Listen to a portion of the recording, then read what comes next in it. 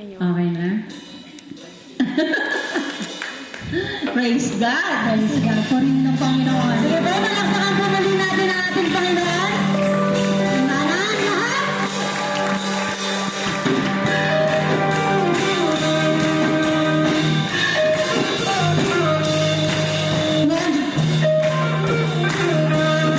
Everybody, lahat. Lahat ay sumayaw. Every time I see your love, every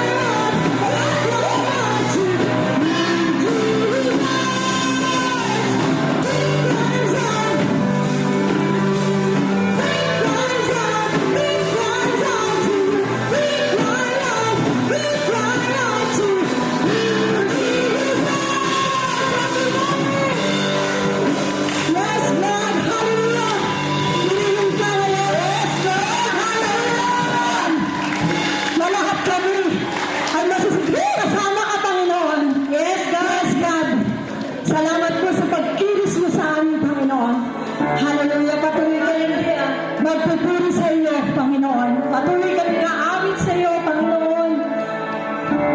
Purihin ka, Panginoon. I love you, Lord. Praise God sa araw-araw, sa minuto, Panginoon. Salamat sa mga saya, Panginoon. Hallelujah. I love you, Lord. Your mercy never fails me. All my day, I've been held in your hand. From the moment that I wake up until I lay my head, I will sing of the goodness of God. All my life you have been faithful. All my life you have been so, so good. With every breath that I am able, I will sing of the goodness of God. I love your voice. You have led me to the fire. Dark as night, you are close like no other. I know you as a father. I know you as a friend, and my heart beats in the goodness of God. All my life you have been faithful. All my life you have been so, so good. Every breath that I make, I will sing of the goodness of God. All my life you have been faithful. All my life you have been so, so good. Every breath that I make, I will sing of the goodness of God. Your goodness is running after, it's running after me. Your goodness is running after, it's running after me. With my life laid down, I surrender now. I give you everything. Your goodness is running after, it's running after me. All my life you have been faithful. All my life you have been so, so good. With every breath that I make, I will sing of the goodness of God. All my life. All my life you have been faithful. Hallelujah. All my life you have been so, so good. Every breath that I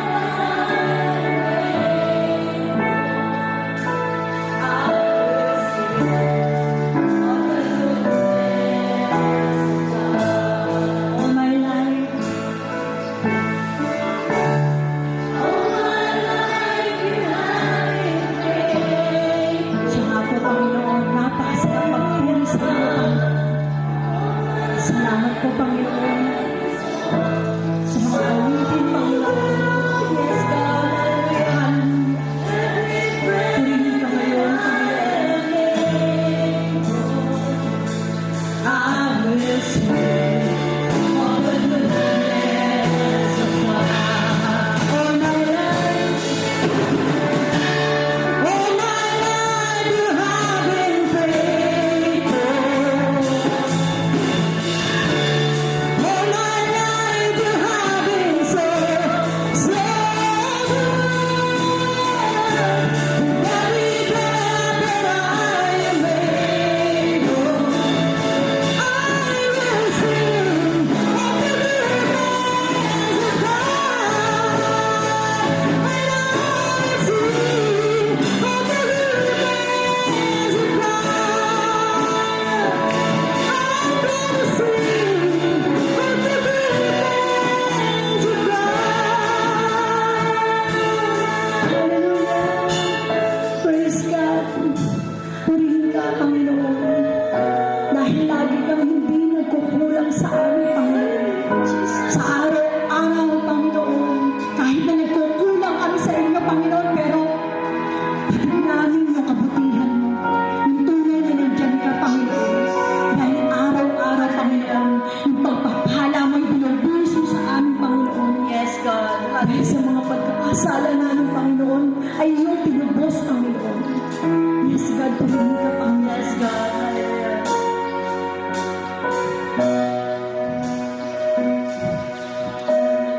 Yes, God, purihin ka.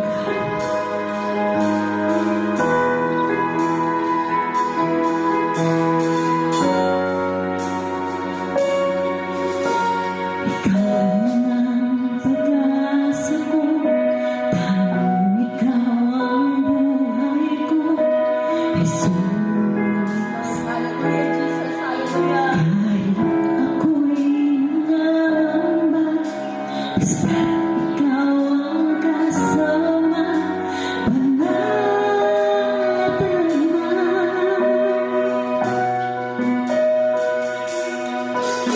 Ikaw ang sasambahin, palaging alay mabili, Jesus. Kahit may siniraling man, lagi kang maawitan, ikaw lamang. Kahit kailan, di ka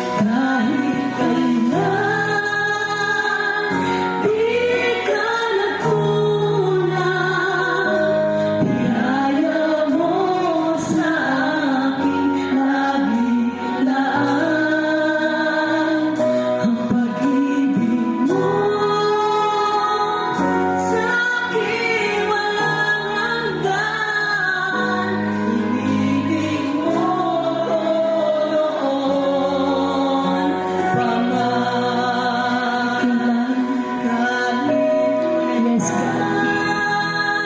Salamat nga po, Panginoon. Tunay nga po, Panginoon. Hallelujah.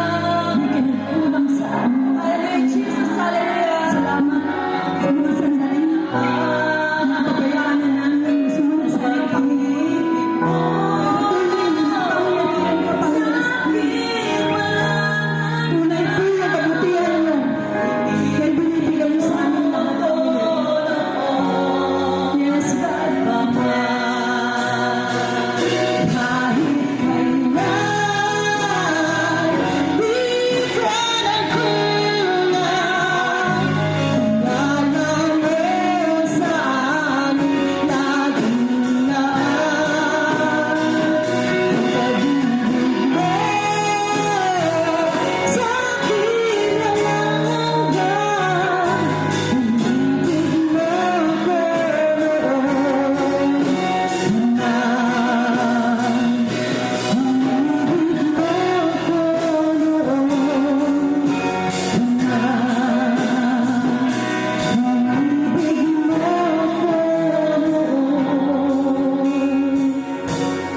Pinibig mo ko noon na. Hallelujah, Jesus. Hallelujah. Siya nga po, Panginoon. Tunay nga po na napakadakila mo sa araw na ito, Panginoon. Dapat lamang, Panginoon, na ikaw ay maitaas, Panginoon, at takilain namin lahat, Panginoon. Sa pagkakataong ito, Panginoon. Sa pribilehyo, Panginoon, na nandito kami sa mga anak niyo, Panginoon. Salamat po sa pagkakataong ito, Panginoon. Sa kabutihan ibinigay niyo sa amin lahat, Panginoon. Salamat po sa awa, Panginoon, sa amin lahat. Ikaw po ang siyang dapat na maitaas. Sa iyo po ang mataas na papurit, pasasalamat at tanging pagsamba. Sa pangalan ni Jesus ang lahat po'y magsabi ng Amen. Hallelujah. Praise God. Lapakan po natin ang ating Panginoon.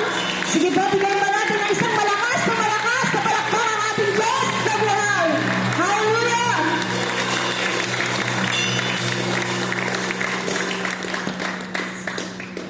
Sige po, pwede na po nating tawagin si Pastor Jimmy Fernandez.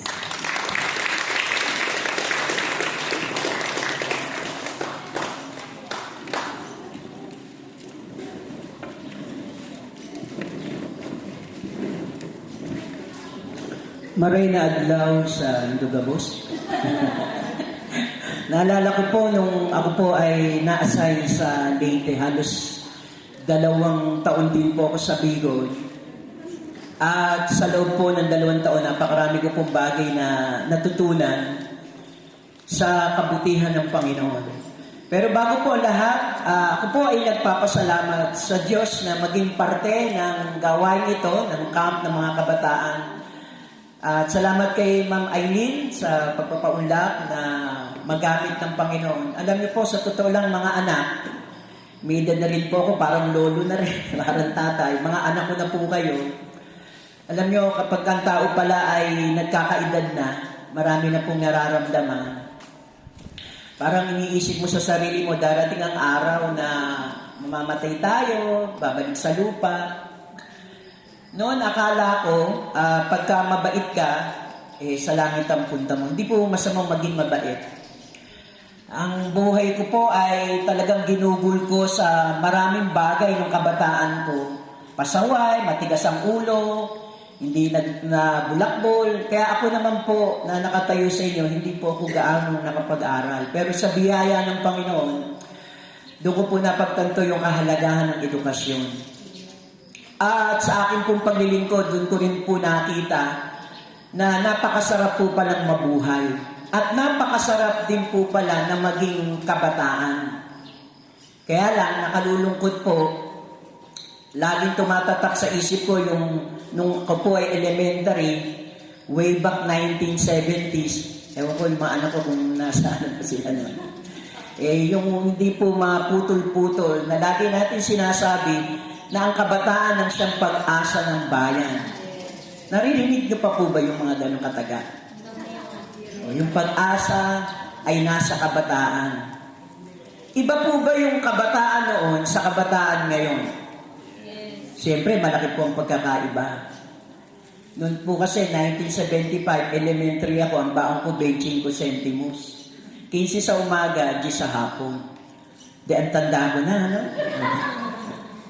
Noon po, nilalakad lang namin. Ngayon, ang mga kabataan niya, social na. Mga nakabag, nakashoes. Alam niyo po ba, nung panahon po namin, puro panahon namin to, Ate Delia. Hindi po uso sa amin yung bag, yung plastic ng chicharon, yung semento na ginagamit, yung kabila po kanong malinis pa, yung pisnit, ganun po kahirap. Pero salamat sa Diyos, yung mga bagay pala na nararanasan natin noon, magdadala rin pala sa atin, sa pag-edad po natin, na makita natin kung gaano kabuti ang Panginoon. At sa umaga pong ito, ako po ay nagpapasalamat sa hapong ito na maging parte. So, konti lang po yung oras po namin, 1 oras at 3 oras na. Kapraso lang po. Hindi po natin ito makukuha ng isang upuan lang. Pero gusto ko po na sumentro yung gawain po natin ito kasi ang topic po natin ay my spiritual life as a teenager. Hindi po para sa akin ito kasi lumipas na po ako doon. Para sa inyo po ito. Sabi mo sa katabi mo, ang mensaheng ito ay para sa iyo kung teenager ka. Pero kung hindi naman po tayo teenager, maglubay-lubay po tayo, ha? Okay. So, bakit po tayo magpatuloy? Tinatawagan ko po yung isa sa pinakamagandang kabataan sa lugar po ng Bulacan. Amen. Siyempre, pamangkin ko yan. Itataas ng konti. Tawagin po natin si Rosel. Yung Rosel na maputi, na mas cute ng konti. Para po magbahagi. Pwede naman kahit dito na lang. Naisip ko nga kung dito na lang eh. Ano ba sapat sa malaga? Palagay ko dito na lang, ano? Ayan. Pagka matanda sa taas na. Hello everyone! Mag-ano muna tayo? Mag-energize muna tayo ng konti.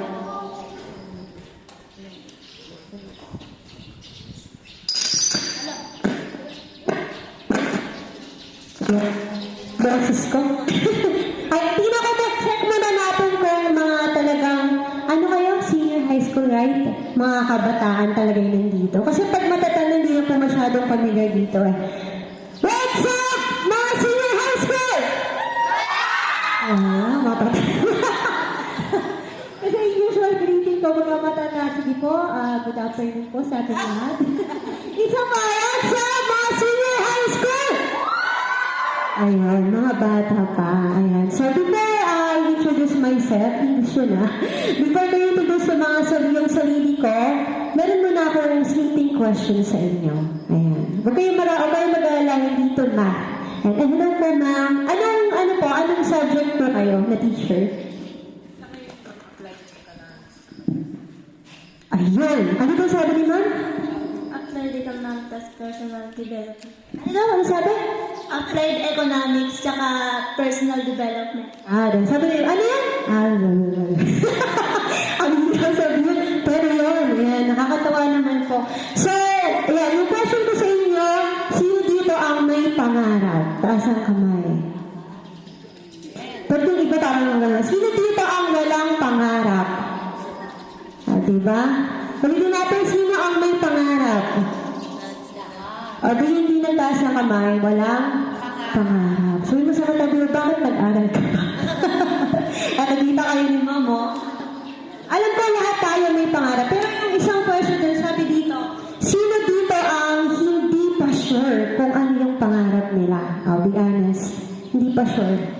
Kung baka pagka-graduate nila, ayan. Sino naman dito ang may pangarap pero hindi pa sure kung matutupad pa ba yung pangarap niya? Ayan. Sabi mo sa katabi mo, at least may pangarap. Kaysa wala. Ayan. I know that every one of us has a dream in their lives. Amen ba? At ba't kayo nag-amen? Hindi naman yung board. Sinasag ko lang ka natutulog kayo. So, lahat tayo may mga pangarap. And katulad nyo, ako din merong pangarap yan. So, sino ba ako? Just to introduce myself, I'm for sure. Ate Rosel. Yan. Ako po ay 16. Yan. 16 yung itsura. Joke lang. I'm 26 years old, pero I was once a student like. Di ba hindi siya makabasa? What? Well, di na ako. Ayan. Pakipollow na lang ako sa Facebook. Ayan. So, ako po ay 26 years old na, and katulad niyo, isang kabataan din ako before na estudyante, na nag-enjoy sa pag-aaral. Tanong mo yung katabi mo, nag-enjoy ka ba sa pag-aaral? Hindi, excited na ako gumraduate. Pero before yan, pwede ba i-congratulate niyo yung mga sarili niyo? Kasi, wow, diba? Gagraduate na kayo. Sabihin mo sa katabi mo, akalain na ganun-ganun lang yun. Yung pag-absent ko minsan, ma'am, pero mag-graduate pa rin ako. Yung pinasaka pa rin ng teacher mo, diba? Grabe. Palatakan naman natin yung mga teachers natin. Parang napilitan na. Huwag kayong mapilitan, baka hindi matuloy graduation nyo. Ayan, congratulations everyone. Sabihin mo, congrats self. Ayan, pwede na kitang i-treat ulit mamaya. Milk tea. Sagot ko daw. Ayan, so lahat tayo may dreams. Pero gusto ko natin i-share sa inyo na ano ba yung magiging life nyo after senior high school. But well, the truth is, your life won't stop here. Okay? After yung gumraduate, merong iba sa inyo na may pangarap, pero hindi pa sure kung, Ate Sir, makakapagtuntun pa kaya ako ng college? Yan. Sino dito ang may mga courses na gustong pasukin after ng senior high school? Diba? How about the rest of you? Eh, Ate Sir, magkano na lang po ko dun sa amin? Gusto ko pa maging vlogger. Hindi na po ako magka-college. Meron ba dito gusto maging vlogger? Wala naman. Ako lang ata gusto maging vlogger. Ayan. So, meron mga pangarap, pero hindi sure ano na bang susunod na mangyayari. Diba? Kung ano bang kasiguraduhan. Kasi actually, itong stage of life nyo, yung medyo nakakakaba. Nakaka-overthink, nakaka-overwhelm na kasi tatapos na yung high school and different stage po yung pagpasok sa college. At yung iba, hindi alam kung magka-college pa. So, paano na tayo? All of us had different stories, but I'm gonna testify. Ako mismo si Ate Sel. I was once a student like you. Hindi man tayo pare-parehas, pero naging estudyante ko. But by the grace of God, and I just want to share my story with you kung paano ang isang estudyanteng tulad ko dati na pasaway. Sino pasaway po dito, ma'am? Madami ba? Lahat? Nako. Wala absent. Diba? Gagawa daw ng project, pero iba yung pinupuntahan. Ayun. Ayaw ko. Ayan. So, katulad nyo, nung nag-start ako ng high school, wala akong friends. Loner. #loner si Ate Sel. Ayan. Ako po ay tahimik na bata lang na walang kaibigan. And to tell you, I was a victim of bullying sa school namin. Well, hindi naman dahil pabaya po ang school. Ang mga teachers natin, they always make sure na talagang makikita po tayo, mamamanage. Pero may mga pagkakataon po talaga na hindi natin mababantayan lahat. So, that time po, I was a victim of bullying. So, kaya wala akong naging kaibigan. Yung tipong haharangin ka sa labas, nanakawan ka, kukuha ng kang gamit, tutuksohin ka, ganyan, pangit mo, ganyan, ang baho mo. Wala kang ganito, ganyan. I came from a broken family din kasi. So, that time, sobra yung trust issue ko sa lahat ng tao. Kasi, way back na nung ako ay high school, mahirap lang po yung buhay. Yan. Sino dito yung pumapasok sa school ang baon 100 per day? Wow, hindi kayo na. Wala. 300 per day, 200. Ayan naman. Sino dito pumapasok na, ano kayo pinakamataas dito? 50 per day. Ayun. Pero ito ganun pa, sino dito pumapasok kahit walang baon? Wow. Pero natalakpakan natin sila. So proud of you guys. Ayan. Na-experience ko na nung high school ako, maglalakad lang din. Mas hindi ito malaki ang bahay, grabe. Pero talagang hindi a-absent sa school yan. Samantalang yung katabi mo, no, sumakit lang ng konti yung dulo ng kuko mo. Pero yung mga, sabi ko nga, may mga estudyante dito like me before, na kahit mahirap yung buhay, yung kahit wala kang baon, di ka nagpapalata sa kanila. Talagang pinaka-active pa yan pagdating sa mga subjects, diba? Hindi nagka-cutting. Gusto po ba dito yung cutting? Ay, hindi naman masyado. Very good na. Pagpala yung mga sarili niya. Kasi dati nung sana kausap ko yung cutting eh. Mahirap yung buhay. And that time then, sabi ko nga po, I came from a broken family. I was just way back 7 years old nang ako po ay makapanood ng drama. Nanonood ba kayong drama? Kasi totoong drama. 7 years old nang mahuli ko yung tatay ko na may other woman. Hindi na yung drama, totoong drama na po yun. So, sobrang hirap po sa akin kasi pumapasok po ako sa school, nag-aaral. At the same time, may personal problem ka. Kaya minsan, check mo yung katabi mo. Kasi pangiti-ngiti lang yan. Pero sa totoo lang, may pinagdadaanan yan. Alam mo ba? Tingnan mo nga. Yalata na. Minsan, yung pinakamalakas pag tumaya sa klase, hindi na kasi titignan nyo, pinakamalakas tumaya sa klase, pinakamalakas problema yun. At tingnan mo yung katabi mo, sino malakas tumaya? Yun na hindi natin alam. And to tell you, ang percentage ng mga kabataan ngayon na katulad ko din, naranasan ko magkaroon ng severe depression. Depression, nakala ng mga parents natin, hindi ka nagsasabi sa parents mo, madalas sa mga barkada mo pa. Even sa teachers ko, minsan hindi ka nagsasabi. Pero depressed ka na pala. Diba? Yung may nakasabayan pa ako dati, ano sila dito, paramihan. Yun po. Paramihan astig daw. Pero sa totoo lang, mostly, ako na na-experience ko yun, mga depression, na hindi mo alam kung saan mo ilalabas yung hirap na nararamdaman mo. Kasi ayaw mo, minsan ayaw maging burden sa family mo, nakahiya ka kay mama, papa, kay nanay, tatay, and nakaka-overwhelm yun. Tama? Una, may personal ka ng problema, tapos, na-experience mo pa sa school, nahihirapan ka sa mga subjects mo, lagi kang bagsak. Isa, napapahiya ka pa ng mga kaklaseng victim pa ng bullying. Ano na mangyayari? So, that time, nung ako po ay nakalang suicidal attempts po ako nung ako po estudyante pa lang. Pero meron din pong nag-share sa akin. In short, just to make the story short, meron din pong nag-share sa akin na isang kabataan sa school. Di na may katabi. It's not about the religion, guys. Ayan. Hindi religion ang sinishare natin. Nag-share siya na, alam mo ba, may pag-asa pa. Yung classmate ko na yun, napakamasiyahin niya. Yung kahit may problema siya, pero masaya-saya na. Noong una, naiinis pa, lalo na lang masaya to. Ano ba ito? Hindi ko ito nakakalas ng problema. Not until I realized na yung isang kabataan din na yun ay wala na siyang parents. Walang totally nagsusupport sa kanya. Pero, shinare niya, it's because of Jesus Christ. Kasi meron akong Lord. Ayan. Sabihin mo sa atin mo kasi merong Lord. Pero dati, katulad din ng estudyante, hindi ko naiintindihan yun. Ang naiintindihan ko lang, ay yung Jesus kapag Christmas, meron kaming pamasko. Meron mo ba na pamasko? Ay yung Jesus kapag papasok ka ng simbahan, no. When I encounter Jesus, I get to realize, meron pala akong bagong pamilya. Yan. Yung kahit hindi po by blood, pero may experience mo, ay may family. Ay may love na mag-a-accept sa'yo kahit kung sino ka pa. And that time, na na-encounter ko si Jesus Christ, I get to know Him, everything changed. Sabi mo, lahat magbabago.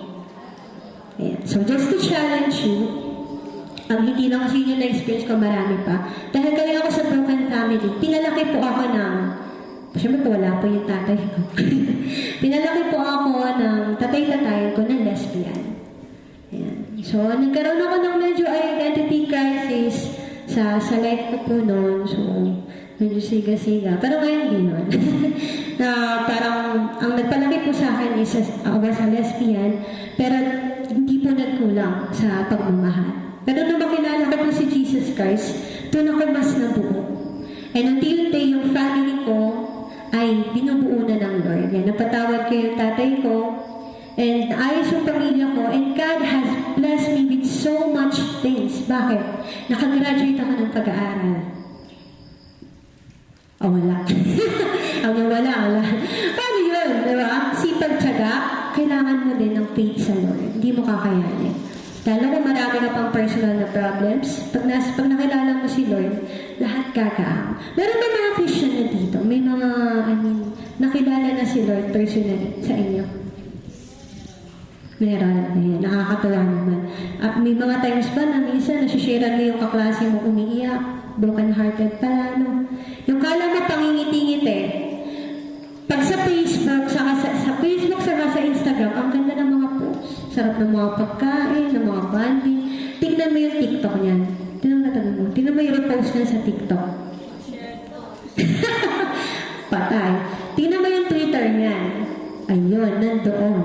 O ngayon, pag may gusto kayong i-check na classmate nyo, tingnan nyo yung TikTok, yung mga repost. Malalaman ito kung anong pinagda. Alam nyo na ko para alam mo kayo kung nasaan, ano kung pinagtataanan ng mga kabataan ngayon. Tama ba? Eh, hindi ate, naka-private po kami. Naka-private account. So, makikita nyo doon kung talagang okay pa ba yung kasama nyo. But then, just to sum up everything, nang ma-encounter ko si Jesus Christ, and personally, ma-experience ko siya, magkaroon ako ng relationship with Him. Everything changed. Hindi lang yung buhay ko. So, nakagraduate ako, and after ko makagraduate, hindi lang mo halata, but I actually took the licensure examination for teachers without having review center. Sabi ko lang ito, Lord, wala kami pera. Ang abutin is around 10 to 15K pa may review center. Wala kami pera. By faith, God's favor. Napasa ko po just one take. And after na mapasa ko po yung board exam, yung first job ko po is walang ganun kahirap nakapasok agad ako. Ako pa po yung parang pinilit po nung school na makapagtrabaho. Wow naman, di ba? At ano sabihin ko sa inyo, kapag pinalo mo si Jesus, kapag nakilala mo siya, hindi ikaw ang maghahabol sa blessing. Sabihin mo, hindi ako ang maghahabol sa crush ko. Ano? Hindi ako ang maghahabol sa blessings. Kasi susundan ako yan. And that's what we call God's favor. Kapag nakilala mo si Lord, personally, may encounter mo lahat ng blessings in this life, lahat ng pangarap niyo matutupad. Hindi lang trabaho, hindi lang yung mga pangarap niyo para sa sarili niyo o sa family niyo, but everything will follow. And hindi man kayo maniwala sa akin, but you will see, maniwala kayo sa Lord, that your life will never be the same again. Sabi ng kasabihan, chase your dream. But actually, it's not about chasing your dream. Follow Jesus and everything will chase you. Katagalogin natin. Huwag daw nating habulin lang yung pangarap kasi mapapagod kayo. Madidisappoint ka lang yung kala mo ang taas ng grade mo pero hindi ka pala. Hindi pala ikaw. Yung kala mo ikaw yung pinakamagaling pero hindi pala. Yung kala mo mangyayari yung gusto mo pero hindi pala. Yung kala mo pa magpapasa ka pero nag-fail. Huwag naman yun. Pero kapag si Jesus, yung nakilala mo personally, everything will follow. Ulitin ko, sino dito ang may mga pangarap? Baba. Naniniwala ba kayo na mangyayari yung mga pangarap ng someday? Paano nalaman? Everything is uncertain. Really good. Sabi niya, faith. Faith kanino? Sa Lord. Ayan. Kaya challenge ko kayo sa oras na to. Ayan. So, hindi lang yun yung mga pinilas sa akin ng Lord. Pero yun, sa mga talents na na-discover, ano pong talent niyo? Ako po ay tumutuloy sa bakal. Kasi walang bakal, pastor eh. Kaya na, nasala lang. May ako.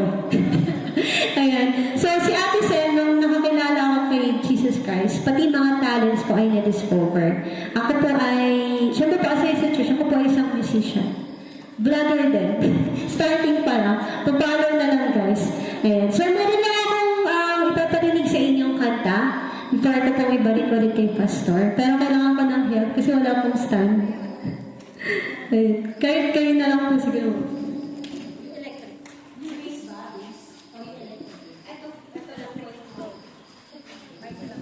Sige, habang nire-ready yung kanta, hanggang anong oras ba ako dito, anak? Pwede ba ako hanggang alas 10 ng gabi? Hindi na po, sir. Saglit lang po.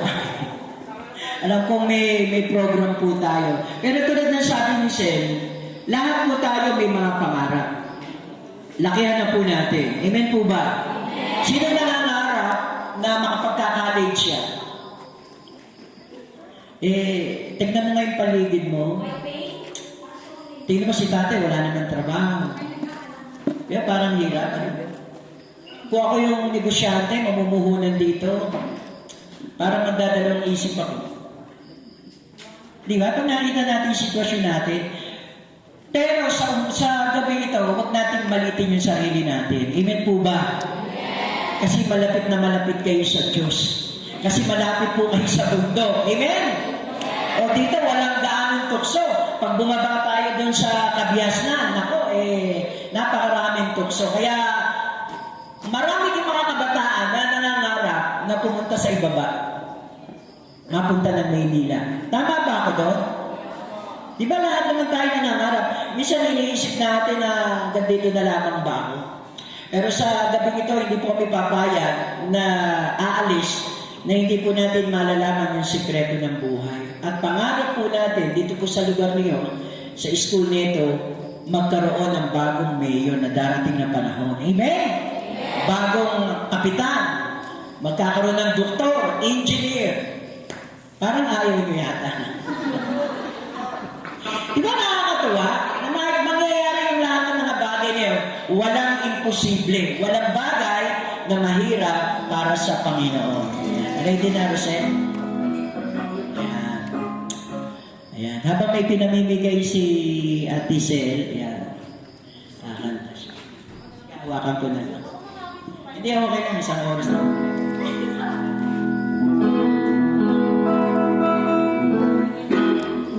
Baka mangamit po ka ako kayo. Ayan. Bago kong kumanta, sino dito may mga talent? Taas ng kamay. Ayan. Sino dito marunong kumanta? Sumayaw, tumugtog, marunong magmahal. Ay, sama.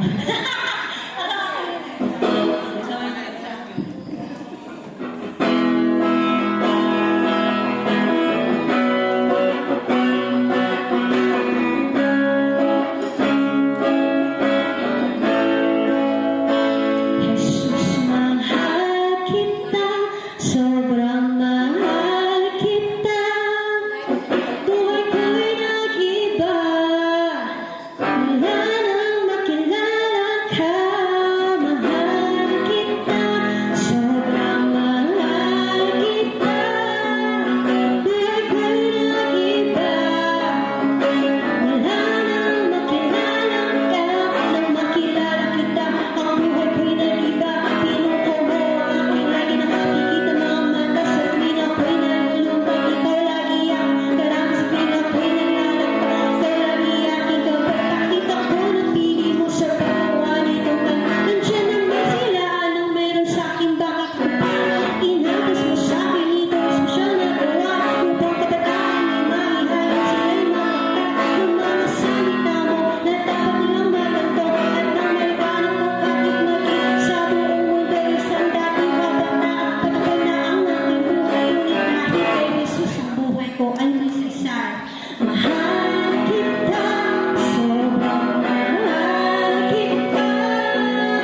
Buhay ko'y nag-iba, wala nang makilala ka. Mahal kita, sobrang mahal kita. Buhay ko'y nag-iba, wala nang makilala ka.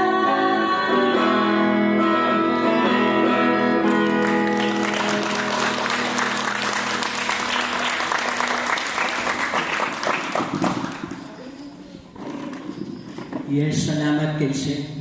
Familiar ba kayo sa salitang spiritual? Amen. Sa physical. Ayan. Mas common tayo sa salitang physical life. Pagka tinignan natin yung salitang physical o yung social life, ano pa ba yung mga bagay na may mga life? Mga mental life, ano pa? Emotional, natural life. Yung lahat ng mga nabanggit ko, mga temporary lang yun o pansamantala lang. At dito tayo madalas nakapokus. Yung pang-araw-araw na ginagawa natin, nag-aaral tayo, kasi may mga pangarap tayo. Kung tayo mga nanay, naglalaba, nagluluto, kung ikaw estudyante, nag-aaral, nag-review, nangangarap ka, gumigising ka sa madaling araw para mag-review, para ihanda yung mga bagay nito. Pero tandaan po natin mga anak, lahat ng bagay nito ay pansamantala lang. Amen? Minsan may mga taong nangarap, nakapag-graduate, pero sa hindi inaasahan, namatay na siya.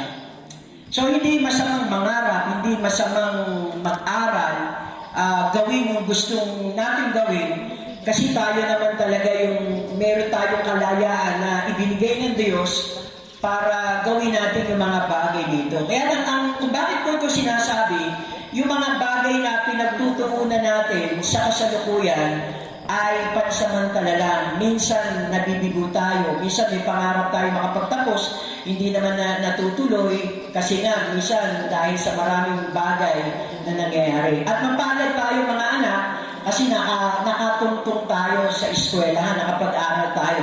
Ayon sa survey nitong 2020, ang dapat na nag-aaral dito sa Pilipinas ay 42.8 million na mga kabataan mula 5 taon hanggang 24 years. Kaso nakalulungkot, ang mga nag-aaral lang 10.7 million, almost 11 million. So ibig sabihin, 25% lang ang nakakapag-aral. Kaya mapalad tayo dahil nakakapag-aral tayo. Pero pag tinignan natin, bakit hindi sila nakakapag-aral? Normal na sa atin dahil sa hirap ng buhay, dahil sa kahirapan, maaari yung mga kabataan sa halip na mag-aral, tumutulong na lang sa mga magulang. Siyempre dahil mahirap sila, kinakailangan nila magtrabaho, tumulong. Minsan naman may mga issue naman patungkol sa mental health issues. O halimbawa, hindi siya nag-aaral kasi binubuli siya, hindi siya nag-aaral kasi may mga bagay na maaaring may depression yung katawan niya, kaya nanaisin na lang niya na hindi na lang mag-aaral. At kuminsan naman yung mga social issues o kaya yung mga tawag na digital addiction, yung mga gadget na minsan nawawala na tayo ng ganang mag-aral dahil sa kakahawak natin ng cellphone. Di ba maraming mga ganun, para bang nawawala na tayo doon sa alay na dapat natin ginagawa, lalo na sa mga kabataan. Magiging mga kabataan ngayon, nalululong na rin sa mga ipinagbabawal na gamot. Pamilyar ba tayo doon? So, yun. So, mga bagay, yung mga bisyo, tapos yung mga kabataan ngayon, nawawala na ng tamang direksyon yung kanilang mga buhay. So, bakit ko sinabi yung mga bagay nito? Kasi sinasabi ng Bible, tulad ni Solomon, anak ni Haring David, pagka binasa po natin, yung lahat ng mga bagay na nangyayari sa kasalukuyan, sabi doon paulit-ulit lang. Yun din naman yung mga issue ng kabataan. Tumanda man tayo, hanggat di pa dumadating ang Panginoon, ganun pa rin ang magiging senaryo ng mga kabataan sa panahon po natin ngayon. Kaya dito natin ipapasok ngayon yung ating topic, itong may kinalaman sa spiritual life. Bakit kailangan natin yung spiritual life? Yung spiritual life kasi, ito yung sabi dito, is the inner life of a person that relates to their relationship with God. Ito daw yung pagkataong loob ng isang tao na nakaugnay sa Diyos. Tandaan po natin, napakahalaga ng spiritual life kasi ito po yung babalansi sa atin.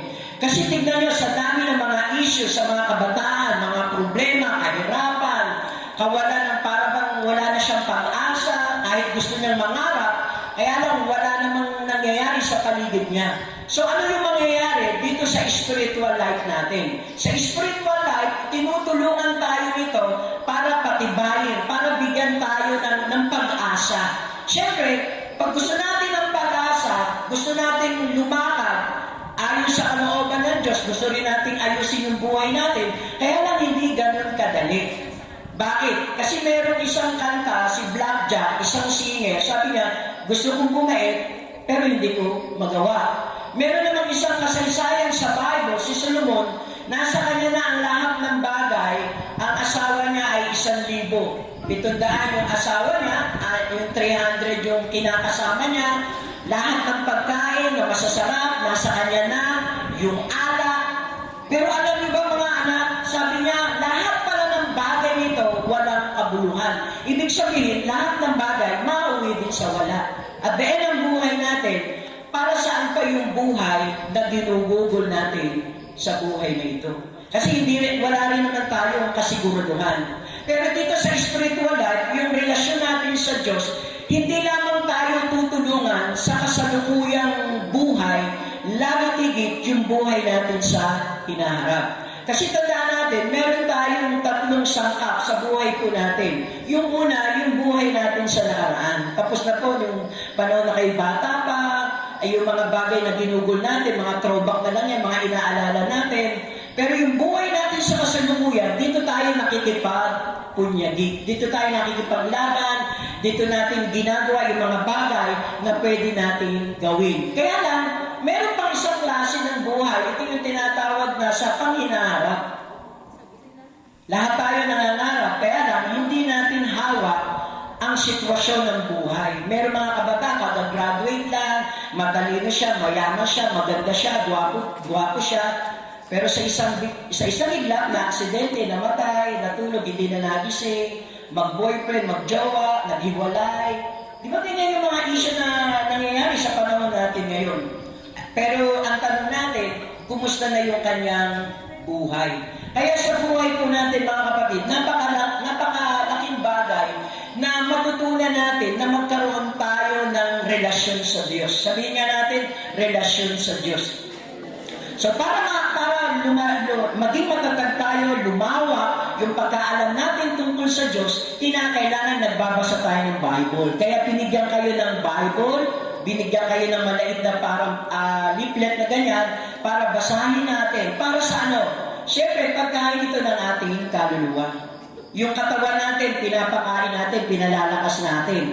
Di ba, mamaya may mga activities kayo patungkol sa, para ma-enjoy natin yung buong maghapon na ito, buong magdamag ito hanggang kinabukasan. So, mahalaga yun. Yung katawan na natin, pag hindi tayo kumakain, nanghihina tayo. E paano na lang yung ating emotional? Kasi yung emotional natin, yung damdamin natin, pagka tayo nabibigo, pagka tayo pinapagalitan, ano yung karaniwan na nangyayari sa kabataan? Nagtatampo, nagkukulong, di na kumakain. Pagka pinagalitan, nagsobra-sobra yung pain, yung damdamin niya, nahirapan siya, dumarating na nagsusuicide siya. Tama po ba yun? Di ba nangyari natin? At sa mga edad ngayon, minsan 12 years old lang, nabubuntis na, may jowa na, meron ng mga bagay na dapat ay hindi na ilalagay doon, pero nangyayari. So, hindi yun yung pangarap ng mga magulang nyo. At hindi rin yan yung pangarap ng mga teacher nyo, lalo na eskwela nito, kasi napakaganda ng pangarap para sa inyo. Kaya lang ang nangyayari, may mga bagay na hindi natin control. Yung bang gusto kong bumait pero hindi ko magawa. Kahit na alam mong masama, pero bakit nagagawa natin? So dito na papasok yung sinasabi nating relasyon natin sa Diyos. So napakahalaga na bawat isa sa atin ay magkaroon tayo ng kalayaan. Kasi yung spiritual life, ito yung kamalayan natin tungkol sa Diyos. Kinakailangan tayo, dapat every Sunday nakaka-attend tayo sa church. Sino dito yung every Sunday umaattend sa church? So ibig sabihin, meron pong sinasabi dito, your direction determine your destination. Kung ano yung pinag-uukulan mo, kung saan kang direction na gusto mong puntahan, yun yung magiging destination mo sa buhay mo. Ibig sabihin, ikaw ang gumagawa. Kung ayaw mo mag-aral, nasa sa iyo yun. Kasi yung direction na gusto mo mangyari. At the end ng buhay mo, yun lang may mga pinagtapusan, nahihirapan na magtrabaho. How much mo kung hindi ka nakapag-aral? Kaya nga sa buhay natin, napakahalaga, yung direction natin, i-align natin kay God. Kasi si Lord, kahit na pagod ka, tulad ng sinabi ni Seth, yung mga pain niya, yung mga problema niya, yung broken family niya, nakatayo pa rin siya, naglilingkod pa rin siya, nakapagtapos na rin siya bilang teacher, bilang guro. At makikita natin na bakit nangyari yun? Kasi naka-align yung buhay niya. Kasi sa buhay natin, pag wala si Lord sa buhay natin, lagi tayong failure. At totoo yung sabi ng Bible, kapag wala si Jesus sa buhay natin, wala tayong magagawa. At tulad ng sinabi ni Solomon, yung binanggit kong isang Bible character na naging hari ng Israel, nasa kanya na ang lahat. Pero sabi niya, kung wala ang Diyos, walang kabuluhan ang lahat ng bagay. Maaaring makapagtapos tayo, maging mahusay kang doktor, ano mang yung gusto mong gawin sa buhay mo, pero hanggat wala ang Diyos sa buhay mo, wala pa rin magiging direksyon yung buhay mo. Amen. Sabi nga natin, yung pagbabago ng puso natin, ang Diyos lang ang makagagawa. Yung talent, mga skill lang yan, yung knowledge na nakukuha natin sa eskwelahan, kaalaman na magagamit natin. Pero yung puso natin, napakahalaga mga anak. Ito yung mag-guide sa atin para isang araw, yung mga magulang nyo na naglabandera, yung mga tatay nyo na nahihirapan para maitaguyod kayo, i-aalay ng Diyos yung puso natin. Ako, hindi mo na ako mag-boyfriend, hindi mo na ako mag-girlfriend. Magtatapos ako para sa mga nanay ko. Gusto ko na maiahon sila sa kahirapan. Tama ba yun? Okay. Kasi nga, bakit ganun? Kasi meron ka ng direction yung buhay mo. Iginagayad ka na ng spiritual life mo. Iginagayad ka na ni Lord. Kasi nagbabasa ka na ng Bible, umaatin ka na ng salita ng Diyos. Na-enlighten tayo. Pero pag wala tayong mga spiritual life, ang ginagawa lang natin, pure gadget, araw-araw na ginagawa natin, 24/7, hindi man lang tayo umaatin sa church, hindi man lang tayo nagbabasa, hindi man lang natin kinakausap si Lord. At pagka tayo may mga problema, doon pa lang natin siya tinatawagan. Pero dapat mga anak, ngayon pa lamang sa pag-graduate nyo, unang maging pamintunan nyo, hanapin natin ang Diyos. Amen po ba? Kasi tignan mo, sabi na salita ng Panginoon, sabi ni Solomon, sabi niya, sa Diyos natin hanapin ang ating mga pangarap at ito'y ating makakamit. Sa Aklat ng Awit 37, talatang 4, si David pala nagsabi na. At sabi ni Solomon, sa lahat ng ating mga gagawin, i-acknowledge natin sa Kanya. Lord, itong pagtatapos kong ito, pag kami nakapagtrabaho, Lord, samahan niyo po ako, gabayan niyo po ako. Amen po ba doon, mga anak? Pero alam nyo, merong isang bagay para makamit natin yung mga bagay dito. Kinakailangan sa gabing ito, lalapit tayo kay Lord. Hihingi tayo ng tawad. Kasi bakit? Ang kasalanan natin ang nagiging hadlang para hindi tayo makita at maabot ng Diyos. Kasi makasalanan tayo, marami tayong mga bagay na nagagawa, lalo na sa mga kabataan. Maaring yung mga panahon na matigas ang ulo natin, hindi tayo sumusunod sa nanay natin, pero wala dito nun. Amen po ba? Wala rin dito na mayroon ng boyfriend o girlfriend. Meron lang mga crush. Pero kinakailangan makatapos muna kayo mga anak. Kasi kung nakatapos kayo, madali na yan. Amen po ba? Ngayon, kahit pinutang uso mo, basta may pera ka, liligawan ka kasi may pera ka. Kaya sa buhay natin, lalo na kapag ang buhay mo nasa Panginoon. Amen po ba? Magiging tama yung direksyon ng buhay mo. Ako po ay naniniwala isang araw, merong kapitan na manggagaling sa mga kabataan ito. Amen? Dito sa lugar ng Douglas. Magkakaroon ng mayor, magkakaroon ng doktor, mga teacher, mga mahuhusay. Kaya pangarapin natin yung ang sikreto lang, si Lord. Sabihin natin, ang sikreto lang, si Lord. Kaya sa gabing ito, gusto ko na sama-sama tayong lalapit sa Panginoon. Okay po ba yun? Tayo lalapit sa Diyos, magdarasal, hihingi tayo ng tawad para sa Panginoon. Pwede po ba na tayo mga anak ay tumayo at tayo lalapit sa Panginoon? Alam ko, napaka-iksila ng oras para maintindihan natin, pero gustong iparating sa inyo ng Diyos sa gabi ito, mahal na mahal kayo ng Diyos. Lahat pwede natin gawin kasi may kalayaan tayo. Pero yung kalayaan na ito, napakahalaga rin na piliin natin yung mabuti. At yung mabuting ito, para magtuloy-tuloy, kinakailangan gabayan tayo ng Diyos. Samahan tayo ng Diyos. At kung may pagkakataon lang, andyan si Pastora Rona sa Church ng Douglas, welcome na welcome kayo para gabayan kayo. Kasi yung oras lang ay napaka-iksi lang. Pero alam ko, maiintindihan natin. Amen ba mga anak? Lalapit tayo sa Diyos. Aaminin natin, Lord, ako'y makasalanan. Panginoon, patawarin mo ko sa mga nagawa kong kasalanan. Gusto kong baguhin ang buhay ko. Panginoon, nito mga nakaraan, maaaring sinasagot natin yung nanay natin, yung tatay natin. Minsan nagreklamo tayo sa baon. Minsan inuuna pa natin yung boyfriend or girlfriend. Kung meron man, sana wala.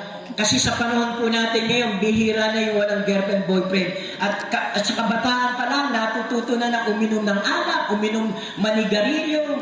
Yung kinikita ng mga nanay at tatay nyo ay napakalit lang. Kasi kayo yung pinakamagandang regalo. Alam nyo, maibibigay nyo sa mga magulang nyo, makapagtapos kayo. At para maayos yung lahat na yung kinakailangan, yung kaisipan natin, yung emosyon natin, yung isip natin, ay ilapit natin sa Diyos. Bigyan tayo ng tamang direksyon.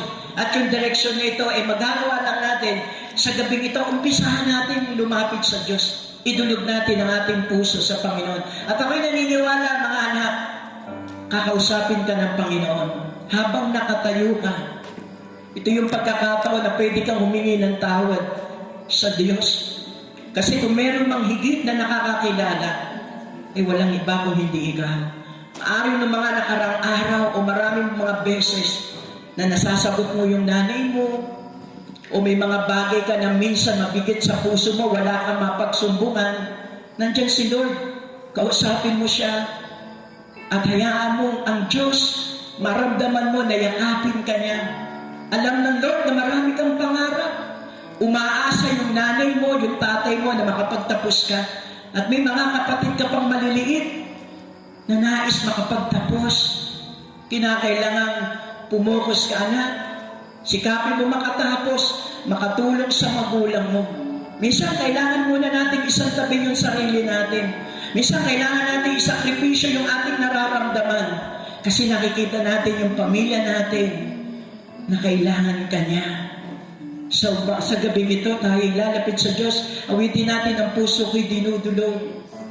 Hayaan natin ang Diyos ay manahan sa ating puso.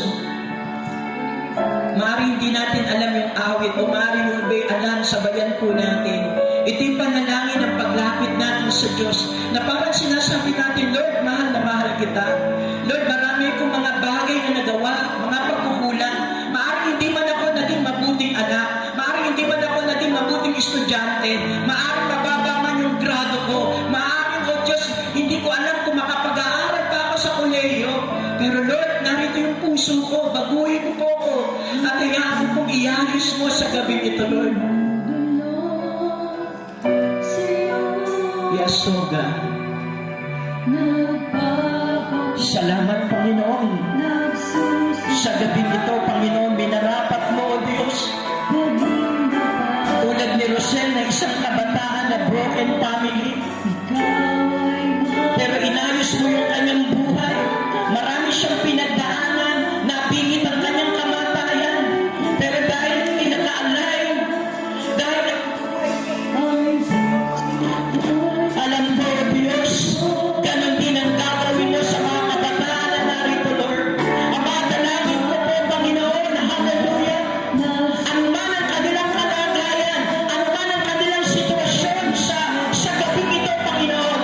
Hindi ko po alam kung anong kalagayan, pero na mga kabataan ito, Lord. Pero ang dalangin ko, Panginoon, sa gabing ito, ipaparanas mo sa kanila ang iyong kapangyarihan.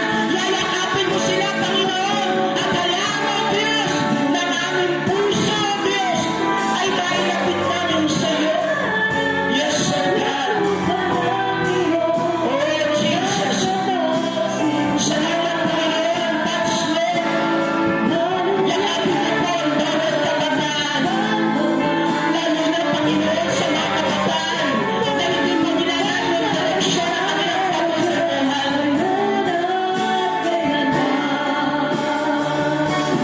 Panginoon, salamat, O Diyos. Napakabuti mo po. Napakabata pa nila, Panginoon. Marami silang mga pagsubok at problema na maaaring pagdaraanan. Maaaring hindi pa sila handa para sa ganitong sitwasyon. At kung minsan dinadaan na lamang nila sa maraming bagay na kahit pa paano yung problema, O Diyos, ay mawala pa ng dalian. Pero naroon pa rin yung problema, bigat na bigat pa rin sila. Pero nakalimutan nila na may Diyos, na si Jesus ay namatay sa krus ng Kalbaryo. Ang Diyos mula sa langit ay bumaba, nagkatawang tao, upang ang lahat ng aming mga bagay na kasalanan ay akuin niya doon sa krus ng Kalbaryo. Panginoon, sa gabing ito, itinadalangin ko po, Panginoon, hipuin niyo po ang puso ng bawat isa. Mga anak, sa gabing ito, habang ikaw ay nakapikit, pwede kang manalangin. Pwede mo siyang kausapin habang nakaupo ka, nakatayo ka.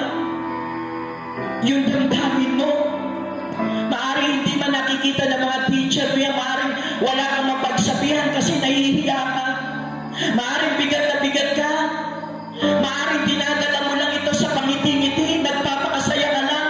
Pero sa totoo lang, maraming bagay sa puso mo na hindi mo maintindihan. Maaaring dumarating sa puso mo na naiinggit ka sa ibang mga kabataan kasi sila may mga magagandang damit. Parang sa tingin mo, parang kawawa ka. Parang sa tingin mo, parang ganito na lang ang buhay namin. At hinahayaan mo na lang kung ano na lang ang mangyari. Pero tandaan mo, anak, may magandang plano ang Diyos sa buhay mo. Nung nilikha ka ng Diyos, hindi pa ito natapos. At hanggang ngayon, iniibig ka pa rin niya. At nais ng Diyos na makilala mo siya ng lubusan.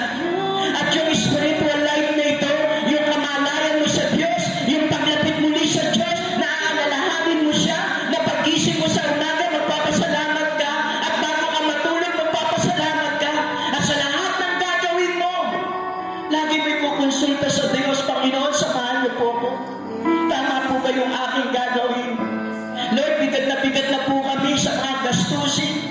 Yung nanay ko, nagigingit ako, nahihirapan na siya, yung tatay ko, yung mga kapatid ko, para ang gulo-gulo na namin. Pero kapatid, anak, ang Diyos kumikilos. Anak, ang Diyos nakikita niya ang lahat ng bagay. Di ba kapag ikaw ay nananalangin sa Diyos, di ba napakagaan?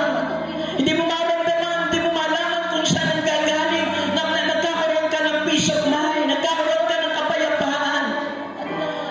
Mga anak, sa oras na ito, kung meron kang nararamdamang bigat sa sarili mo o problema, kung gusto mo maging maayos at makamit mo yung pangarap mo, pwede po ba natin itaas ang ating mga kamay? Alam niyo, habang itinataas natin ang ating kamay, tanda ng pagsuko sa Diyos. Para bang inaabot natin ang Diyos, para bang sinasabi natin, Lord, ikaw lang talagang nakakaunawa sa akin. Maaaring hindi man ako maunawaan ng iba. Maaaring ang ibang tao galit sa amin, hindi kami maintindihan. Kasi ito kami, ito yung kalagayan ko. Napapagod din, nahihirapan din. Pero sa gabi nito, Panginoon, tinataas ko yung aking kamay. Inilalapit ko po yung puso ko. Kasi alam ko, ikaw lang ang higit nakakaalam ng buhay ko. Ikaw lang ang totoong nagmahal sa akin. Naiintindihan mo ko. Hindi ka nagagalit sa akin. Kahit alam ko, Panginoon, maraming pagkakataon na marami akong pagkukulang. Pero nariyan ka pa rin. Naghihintay sa akin. Pero sa gabi nito, Lord, sisimulan ko sa gabi nito.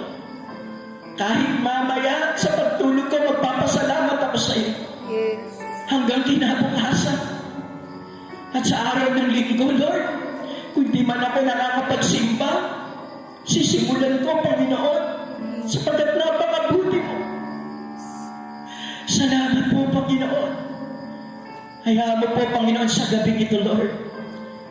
Bago po ako magtapos, O Diyos, mula po sa mga kabataan na nasa unahan, sa kalagitnaan, maging sa pinakahuli, hanggang sa naabot ng tinig na ito, Lord.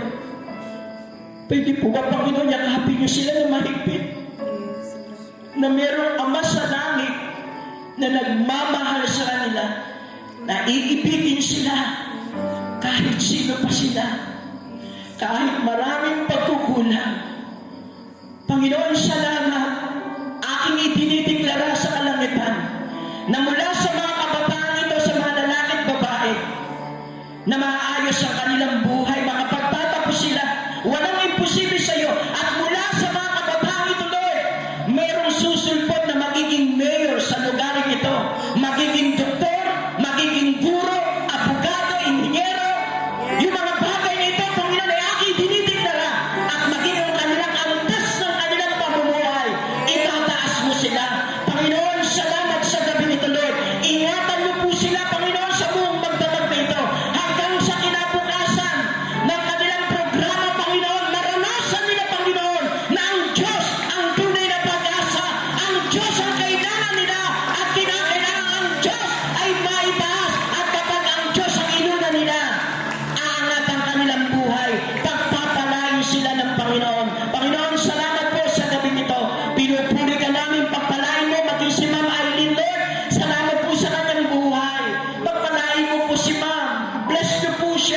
kasama ng kanyang buong pamilya. Ama, naniniwala ako ng kanyang puso, Diyos, ay patuloy na humahanap sa iyo ng kauhawan sa pakikinig ng salita ng Diyos. I-bless mo siya, Lord. Salamat po, Panginoon, maging sa kabuuan ng eskwelahan ito, Lord, sa pamunuan ng Lord God. Pagpalain mo po, Panginoon. Pinupuri ka namin, Ama, niluluwalhati sa iyo ang pinakamainam na papuri, pagpapasalamat. Ang lahat ng mga anak ng Diyos ay magsabi ng Amen.